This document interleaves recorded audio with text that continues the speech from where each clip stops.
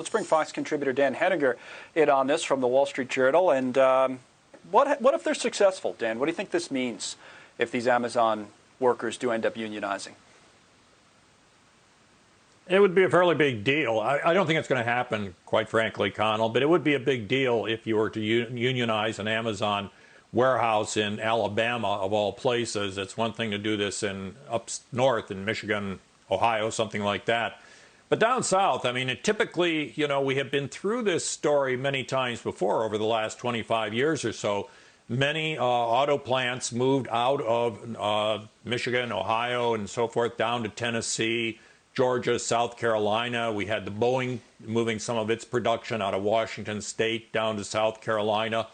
And usually it's to escape cost, and the cost imposed by unions. If it were to happen in Alabama, that would be quite striking. But, we have been through this so many times before. You have these sort of stories where these union allied workers talking about the workplace environment.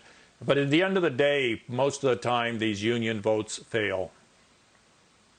Right, and they used to come up even with Amazon, but it hasn't in a while. It's the first actual attempt since 2014 for Amazon. I guess it's probably why it's getting so much attention, even in the rain, as we see there in Alabama. When the companies like Amazon are faced with this and they come back, they'll make the financial argument. I mean, I saw Amazon was saying, listen, we already paid these folks $15 an hour. I think the number is $15.30.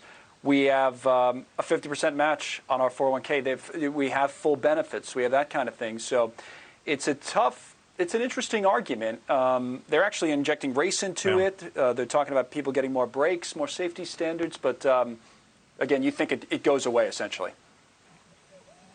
I don't know if it goes away. I mean, that's a funny aspect to it. They've been reported that a lot of the people pushing the strike down there in Alabama have been participants in Black Lives Matter and the rest of that. I think it's kind of unfortunate that issue has been introduced here. As Hillary Vaughn made clear in her report, this isn't 1935. This is 2021. They're well paid. They have health care. They have a 401k. But all of us have seen the scenes of what the production line works in an Amazon warehouse, and it does look like relentless work. And one almost wishes you could get a clear idea, some clear, honest reporting on just what that work consists of, because it is relentless, and possibly these workers have a point. But there really is no way to know that. And the only way we're going to get a reading at this stage is with this union vote. But it would be nice if there were a better way to find out what's going on inside some of these Amazon warehouses.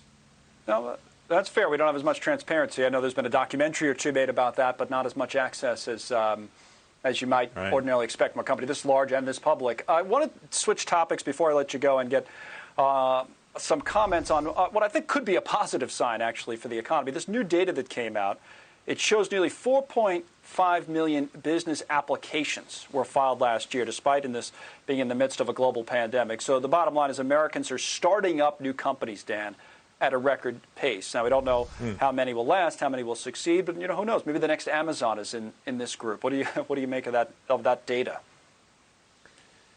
Yeah, I'm not surprised at all by this data. I mean, I have felt for a long time that this generation, it's sort of relatively younger generation, is one of the most entrepreneurial groups that have come through in a long time. These people are always looking for ways to start their own businesses, to be their own bosses, rather than going to work in the usual jobs in law firms and banks and so forth. But the question here is whether they indeed are going to be able to survive. And another question is, where are those businesses being formed? It's a lot easier to form a business in a state like Texas, Florida, Georgia, South Carolina, North Carolina, where there aren't as many regulations, costs, taxes as there are in California and Texas. So this will have to shake out over time. But I have so many friends who moved here from Europe, started businesses, and they always say the main reason was the extraordinary entrepreneurial spirit in the United States. It's really almost unique. And so it's a very, very heartening thing to see this happening in the middle of a pandemic. Yeah, and maybe a sign. Do you take it as a sign of optimism that for as tough as times have been for some people, the idea that, hey, if I'm going to put my capital, my own money at risk, I'm fairly optimistic that there's a light at the end of the tunnel here.